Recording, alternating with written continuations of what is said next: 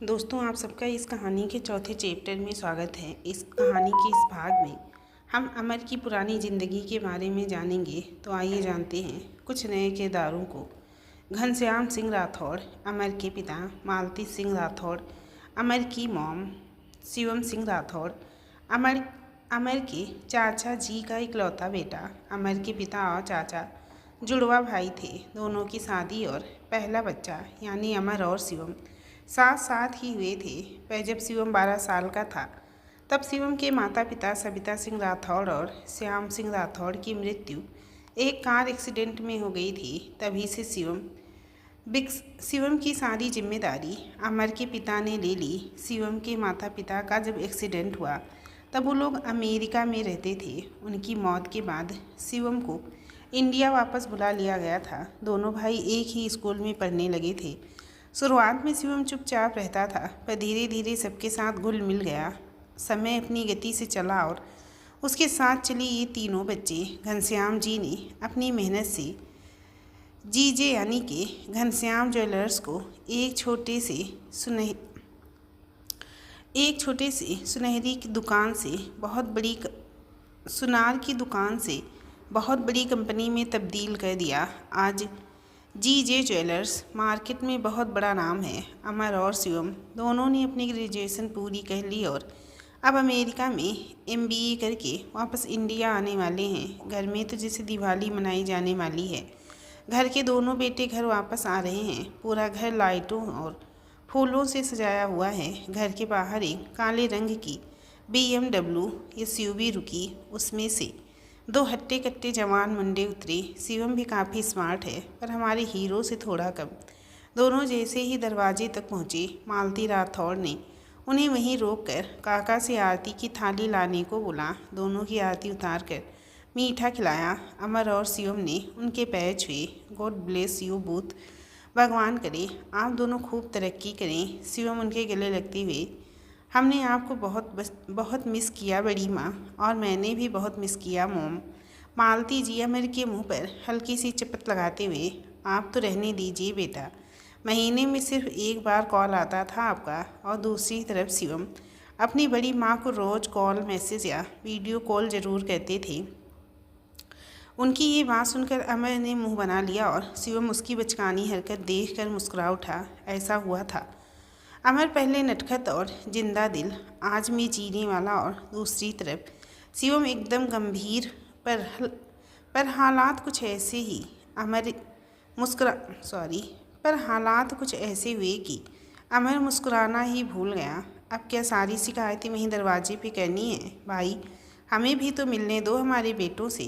पीछे से आती घनश्याम सिंह राठौड़ की आवाज़ सुनकर सभी उनके पास चले गए। दोनों ने उनके भी पैर छुए और उनके गले लग गए। देख रही हो मालती, मेरे दोनों बेटे कितने बड़े हो गए हैं।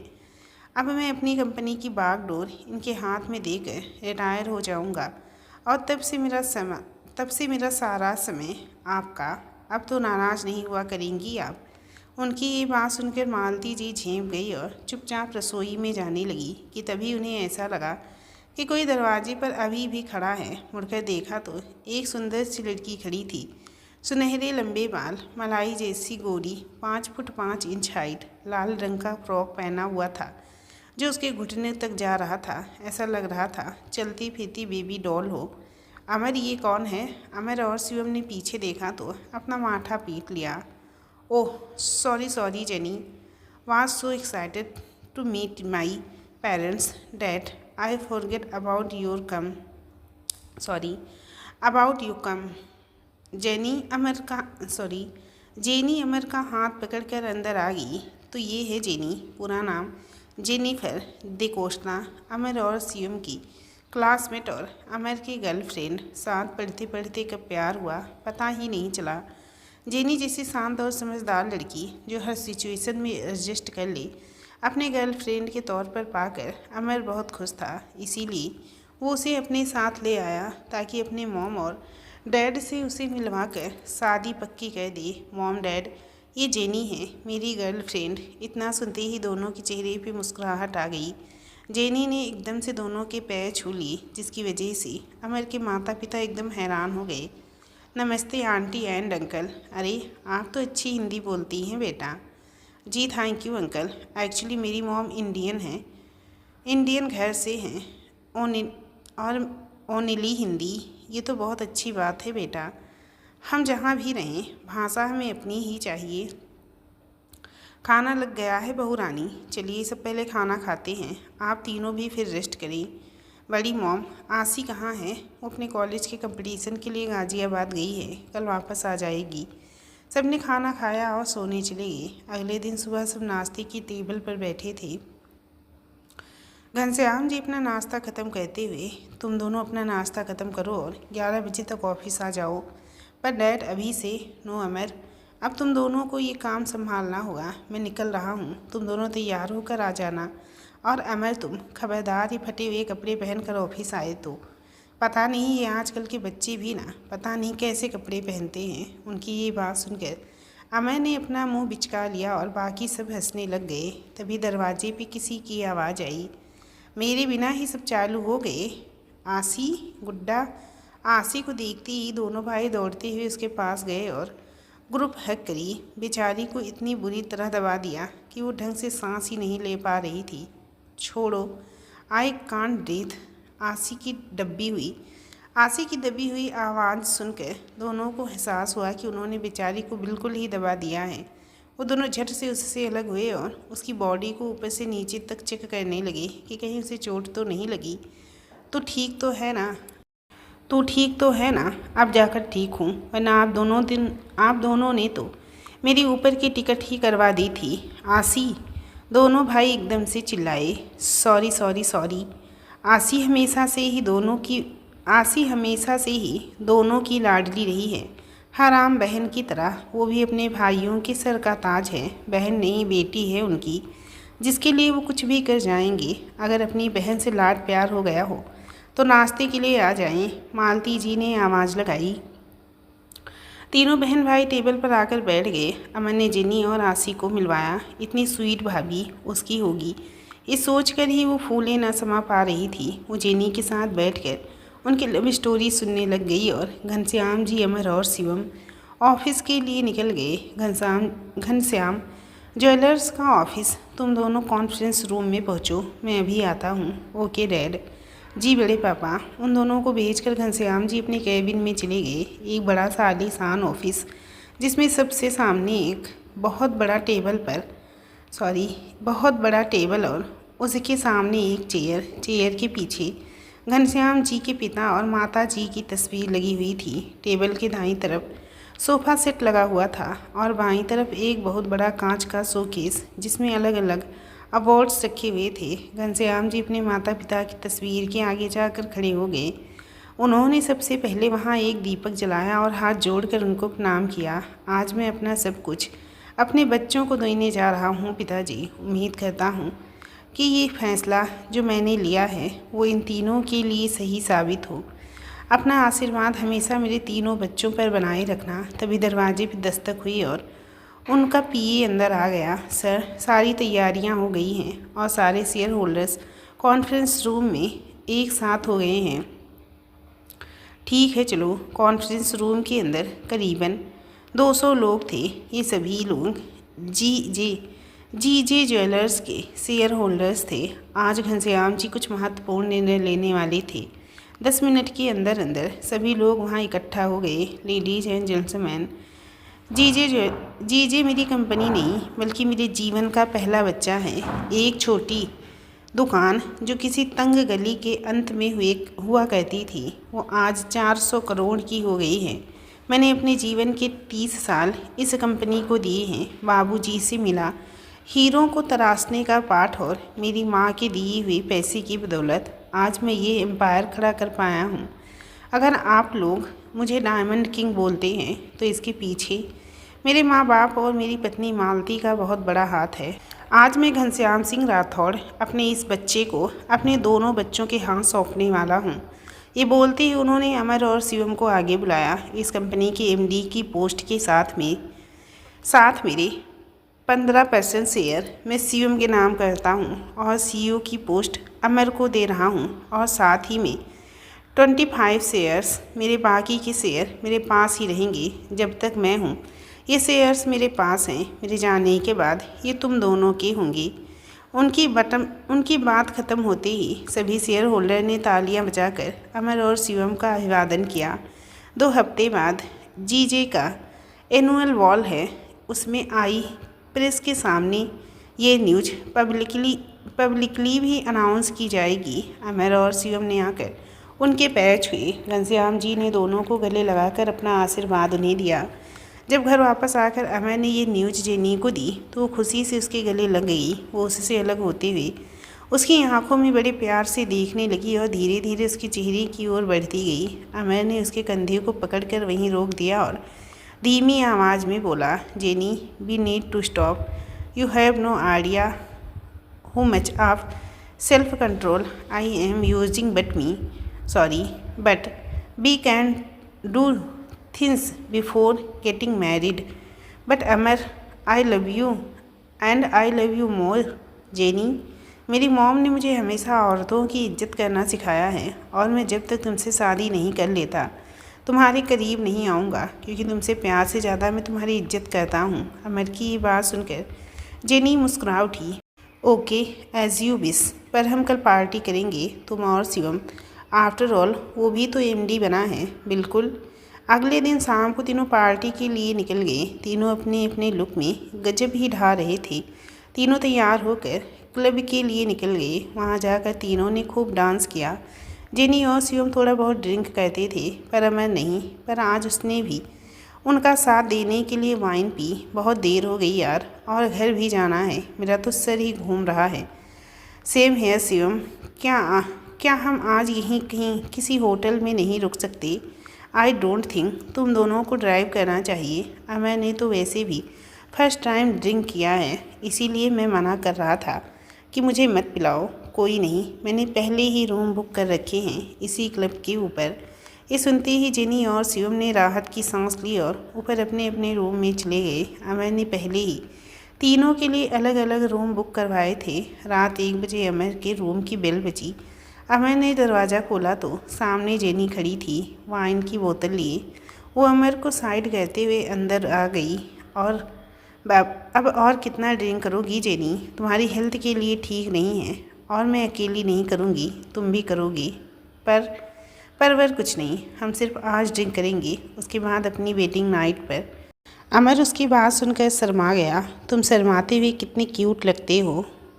जेनी हंसते हुए बोली, कोई सोच सकता है कि मिस्टर अमर सिंह राठौड़, जिनके पीछे पूरी यूनिवर्सिटी की लड़कियां पागल थी, ये हैंडोम कूल ड्यूड अपनी गर्लफ्रेंड के सामने शर्माता है।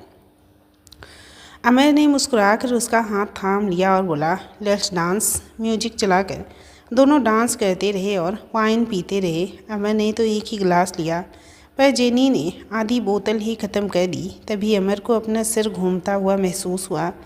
जेनी, आई थिंक अब हमें सोना चाहिए, मुझे कल ऑफिस भी जाना है और मेरा सर भी घूम रहा है। वर्तमान गीत अमर की बात बड़े ध्यान से सुन रही थी। अंदाज़ा तो उसे भी हो गया था कि अमर के आगे की कहानी बहुत दर्द भरी है। जिस तरह वो बार बार अपनी मुट्ठी खोलता है बंद करता है, उससे यही लगता है कि कुछ ऐसा हुआ है जिसे दोहराने में उसे बहुत तकलीफ़ हो रही है। आप चाहें तो हम ये बात फिर कभी कर सकते हैं, मैं शादी के लिए नहीं। गीत, ये कहानी आज पूरी होकर रहेगी। मैं खुद इसको किसी के साथ शेयर करना चाहता हूँ। अंदर बहुत दर्द होता है जब बीती बातें याद आती हैं। बस आज पहली और आखिरी बार मैं ये अपने दिल का हाल किसी से शेयर करूँगा। गीत ने अमर को पानी दिया और अमर ने आगे की कहानी बताना शुरू करी। अमर की आंखों पर पड़ती सूरज की रोशनी ने अमर की नींद खुली आंखें खोलने की कोशिश की, पर सर में हो रहे तेज दर्द की वजह से वापस बंद कर ली। दोबारा बड़ी मुश्किल से आंखें खोलकर अपने फ़ोन पर टाइम देखा तो सुबह के 6 बज रहे थे। तभी उसको अपने पास से किसी के कसमसाने की आवाज़ आई। आवाज़ की ओर पलटते हुए देखा तो उसकी आंखें चौड़ी हो गई। उसके पास चद्दर में लिपटी जेनी लेटी हुई थी। उसके गर्दन के ऊपर लाल रंग के निशान देखकर अमर समझ गया कि क्या हुआ होगा उन दोनों के बीच। अमर ने कमरे की हालत देखी तो उन दोनों के कपड़े जगह जगह फैले हुए थे। अमर ने जेनी को हिलाकर उठाया। जैसे ही जेनी उठी उसकी आंखों से आंसू निकल आए। बड़ी मुश्किल से अमर ने बोलना शुरू किया, oh God Jenny, I am sorry, ये मैंने क्या कर दिया? अपने मॉम डैड की परवरिश पर ही सवाल उठा लिया। अमर प्लीज़ खुद को दोष मत दो। तुम ड्रंक थे। कल मुझे एहसास हुआ कि तुम कितना सही बोलते थे। शादी के बाद अगर हम करीब आते तो आज तुम्हारे चेहरे पर ऐसे एक्सप्रेशन नहीं होते। You are regretting our moments and love. No no no Jenny, I will never regret anything which is related no you. सच कहूँ तो मुझे याद ही नहीं कल रात हुआ कैसे।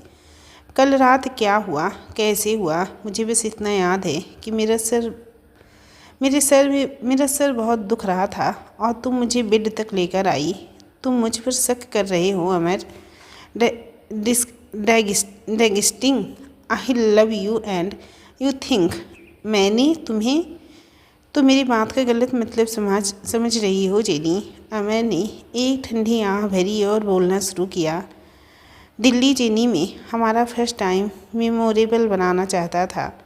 अब इस वाइन के नशे में मुझे कुछ भी याद नहीं रहा। एक तो लाइफ में पहली बार ड्रिंक किया और मैं अब अपने स्पेशल मोमेंट्स भी याद नहीं रख सका। बस मैं अपने आप से नाराज़ हूँ और कुछ नहीं। मैं तुमसे बहुत प्यार करती हूँ अमर, प्लीज़ डोंट लीव नेवर। कभी नहीं जेनी, कभी नहीं। ये बोलते हुए अमर ने जेनी को बाहों में भर लिया। थोड़ी देर में अमर ने जेनी को खुद से अलग किया और दोनों तैयार होकर चेकआउट के लिए नीचे आ गए। वहाँ शिवम पहले से ही उनका इंतज़ार कर रहा था। शिवम ने एक गहरी नज़र जेनी पे डाली और फिर अमर से बोला, शुक्र है तू आज टाइम से तो उठा। मुझे लगा था ऑफिस में पहले दिन ही लेट हो जाएगा। उसकी बात सुनकर तीनों हंस पड़े और पेमेंट करके अपने घर की ओर निकल गए। रास्ते भर किसी ने कोई बात नहीं की। सब अपनी अपनी सोच में गुम थे। घर पहुंचकर तीनों अपने कमरे में गए, शावर लिया और तैयार होकर नीचे आ गए। घनश्याम जी पहले ही जा चुके थे। आज उनकी किसी दोस्त को आना था। वो उन्हें लेने एयरपोर्ट निकल गए, फिर वहीं से ऑफिस जाएंगे। तीनों नीचे आकर डाइनिंग टेबल पर बैठ गए। आसी अभी कॉलेज के लिए रेडी हो रही थी। अमर को बहुत अजीब लगा। वो और जेनी बात नहीं करते हुए झेंप रहे थे, पर ना जाने क्यों उसे लगा कि शिवम और जेनी भी आपस में कट के रह रहे हैं। इस माहौल को ठीक करते हुए अमर ने बोलना शुरू किया, जेनी तुम आज अपनी मॉम से मिलने जा रही हो ना? तभी मिताली जी बाहर आते हुए बोली, अरे जेनी तुम मेरे साथ ही चल लेना। मेरे ऑफिस के रास्ते में ही पड़ता है तुम्हारी मॉम का फ्लैट। मिताली जी का अपना फैशन हाउस है जिसे आगे चलकर आसी संभालेगी। ठीक है आंटी। जेनी ने जैसे ही अपना चेहरा ऊपर किया तो मिताली जी की नज़र उसकी गर्दन पर गई। उनके चेहरे की मुस्कुराहट एकदम से गुस्से में तब्दील हो गई। उन्होंने एक नज़र अमर को देखा और फिर जेनी से बोली, जेनी अब तुम 2-4 दिन अपनी मॉम के साथ रह कर ही आना और जब वापस आओ तो उन्हें लेकर आना। मिताली जी की कड़क आवाज़ सुनकर अमर और शिवम दोनों ने झटके से उनकी तरफ देखा। बड़ी माँ सब ठीक है ना? मॉम आप जेनी से ऐसे क्यों बात कर रही हो? तुमसे मुझे ये उम्मीद नहीं थी अमर, और अब तुमसे बात तुम्हारे डैड के सामने ही होगी। तुम दोनों ब्रेकफास्ट करो और ऑफिस जाओ। जेनी मैं तुम्हारा बाहर इंतज़ार कर रही हूँ। अपना सामान लेकर आना। शिवम उठकर अपने कमरे में चला गया। अमर ने जेनी की गर्दन को देखा तो एहसास हुआ कि उसकी मॉम क्यों नाराज़ हैं। ना जाने वो अपने डैड को क्या जवाब देगा। घबराना मत जेनी, सब ठीक होगा। मैं तुम्हारा साथ कभी नहीं छोड़ूंगा, आई प्रॉमिस। अमर उसके बाद ऑफिस निकल गया और जेनी मिताली जी के साथ अपनी मॉम के घर। हर तरफ ऐसे शांति थी जो किसी तूफ़ान का अंदेशा दे रही थी। न जाने कौन सा तूफ़ान को पार कर आएगा और कौन फंस कर जाएगा, ये तो आने वाला समय ही बताएगा। जेनी के इतने करीब जाने के बाद न जाने क्यों अमर को अटपटा सा लग रहा था, जैसे कोई कड़ी है जो कहीं मिस हो गई है। कुछ तो ऐसा था जो देख नहीं पा रहा था। पर कहते हैं ना, प्यार में इंसान कभी कभी नेगेटिव चीज़ भी इग्नोर कर देता है।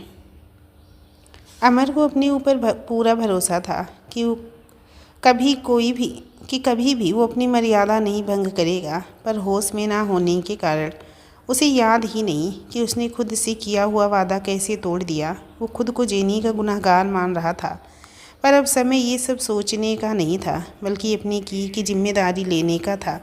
वो जानता था पापा बहुत नाराज़ होंगे। उसने उनके भरोसे को हिलाया था, पर अब जो बीत गया उसे बदल नहीं सकती, पर आने वाले कल को तो संवार सकते हैं। पूरा दिन ऑफिस में काम सीखते हुए गया। क्लाइंट्स की सारी डिटेल्स पढ़ना, काम का क्या क्या प्रोसीजर रहता है, ये सब दोनों भाइयों ने खूब मन लगाकर काम किया। अमन ने भी नोटिस किया कि शिवम आज सुबह से कुछ अलग बर्ताव कर रहा है। शिवम, कोई बात है? तो सुबह से शांत है क्या? चार्वी तुझे पसंद नहीं? चार्वी अमर के डैड के दोस्त की बेटी है, जिससे वो अमर की शादी करवाना चाहते थे, पर अब उसका रिश्ता शिवम से तय हो रहा है। कल जब सबने पार्टी करी तो वो भी शिवम से मिलने आई थी। मैंने बड़े पापा को हाँ बोल दी है, तो फिर क्या बात है? शिवम कुछ आगे बोलता, इतने में अमर के डैड का फ़ोन आया कि वो जिस आउटडोर मीटिंग के लिए गए थे वहाँ से सीधा घर जा रहे हैं, और ये दोनों भी सीधा घर आ जाएं। शाम का समय, राठौड़ बिला घनश्याम जी के रूम में चारों बैठे थे। मिताली जी ने उन्हें अमर और जेनी के बढ़ते रिश्ते के बारे में भी बता दिया था। ऑफिस जाते हुए उन्होंने जेनी से खुलकर बात की थी, और उसने अपनी मॉम से भी खुलकर बात करने को कहा था। अगले हफ्ते ऑफिस के फंक्शन में इन दोनों की सगाई अनाउंस कर देते हैं। पर डैड, देखो अमर, जो एक बार सीमा लांघ सकता है उसके लिए दोबारा सीमा लांघना कोई बड़ी बात नहीं होगी। इसीलिए जितनी जल्दी हो सके तुम दोनों को शादी करनी है। ठीक है पापा, और मैं सोच रहा था कि अमर के साथ साथ शिवम और चार्वी की एंगेजमेंट कर दी जाए। ये बात सुनती ही अमर समझ गया कि शिवम क्यों परेशान है। पर पापा, हमारी वजह से शिवम, मुझे मंजूर है बड़े पापा, मैं वैसे ही करूँगा जैसा आप चाहते हैं। तो ठीक है, सगाई साथ होगी, लेकिन शादी पंडित जी की बताई तारीख पर। अमर, मुझे जेनी के डैड से वीडियो कॉन्फ्रेंस पे बात करनी है। जिस दिन जेनी अपनी मॉम को लेकर आएगी उसी दिन दोनों से साथ में बात हो जाएगी। अमर ने हाँ में सिर हिला दिया। घनश्याम जी वहाँ से चले गए। शिवम भी अपने कमरे में चला गया। अमर उठकर अपनी मॉम के पैरों में बैठ गया और उनकी गोद में अपना सिर रख लिया।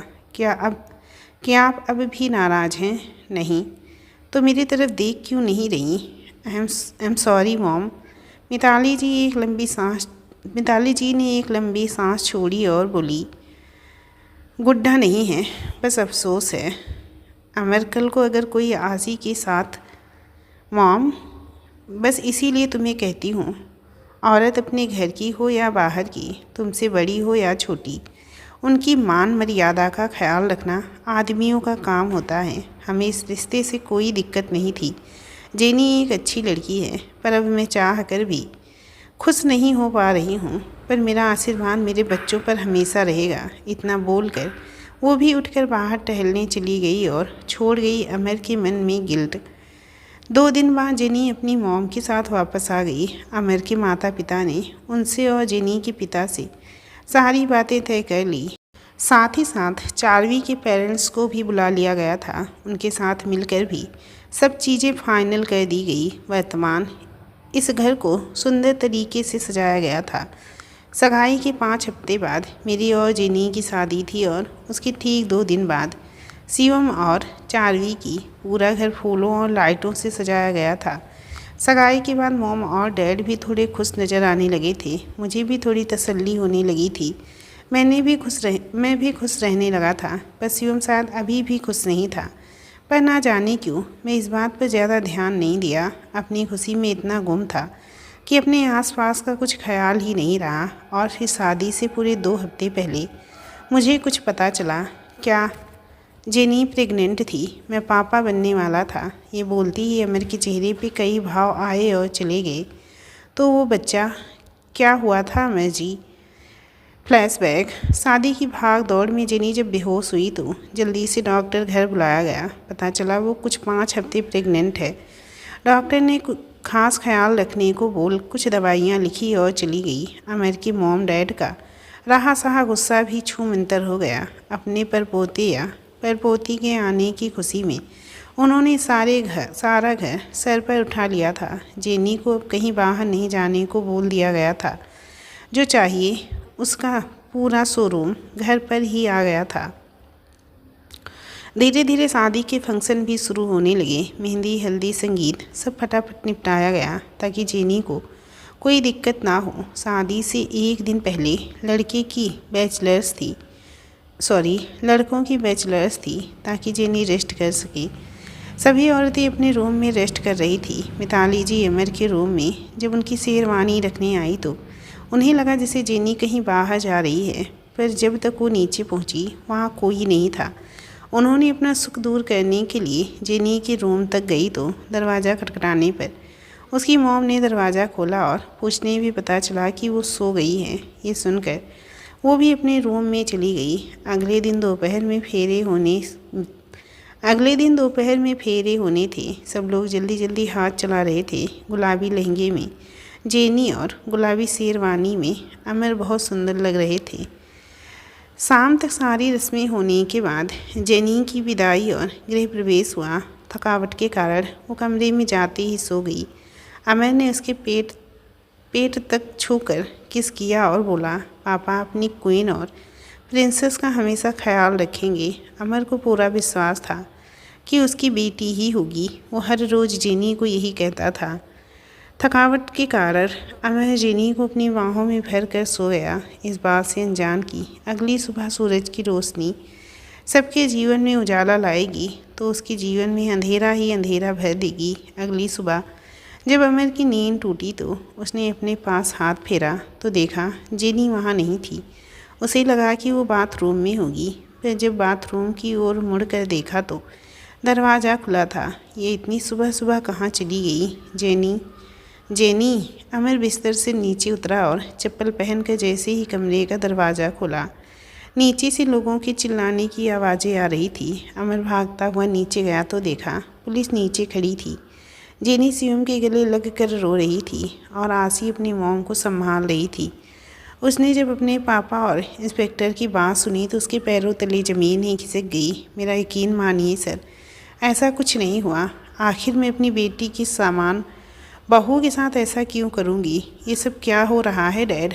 अमर को देखते ही जेनी के पापा, जो वहाँ अब तक चुपचाप जेनी की मॉम के साथ खड़े थे, वो बोल पड़े। बहुत संस्कारों की बात करते थे ना आप लोग।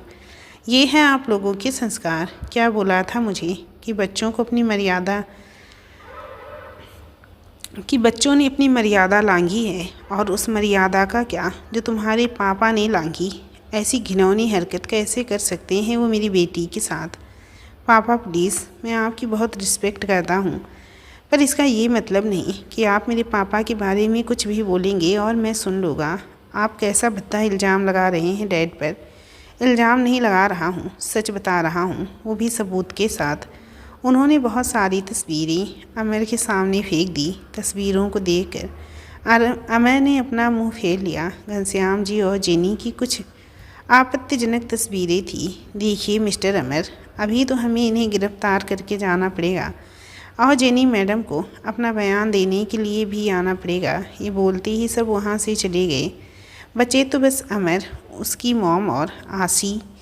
भाई ये सब क्या है आसी? मेरे तो कुछ समझ में नहीं आ रहा। एक तरफ डैड और दूसरी तरफ जेनी, किस पर यकीन करूं? ऊपर से ये तस्वीरें। भाई डैड ऐसा कभी कुछ नहीं कर सकते। I am sure this is all A misunderstanding. I hope it is. अभी तो मैं अपने वकील के पास जा रहा हूँ, तू मॉम का ध्यान रख। अमर वकील को लेकर जब थाने पहुँचा तो देखा उसके पापा जेल में बंद थे और सीओ और जेनी रिपोर्ट दर्ज करवा रहे थे। दोनों वकीलों ने आपस में बात करी और जो बात सामने आई उसे सुनकर अमर के होश उड़ गए। अमर के वकील ने अमर को बताया कि जेनी कंप्रोमाइज़ करने को तैयार है, पर वो इस बारे में अपने वकील के ऑफिस में बात करेगी। अमर ने इस बात के लिए स्वीकृति दी और उनके पीछे चल पड़ा। जेनी प्लीज़ कह दो ये कह दो ये सब झूठ है, एक गलतफहमी है। मेरे डैड ऐसा कभी नहीं कर सकते। तुम सही बोल रहे हो अमर, ये सब झूठ ही है, पर गलतफहमी तो बिल्कुल भी नहीं है।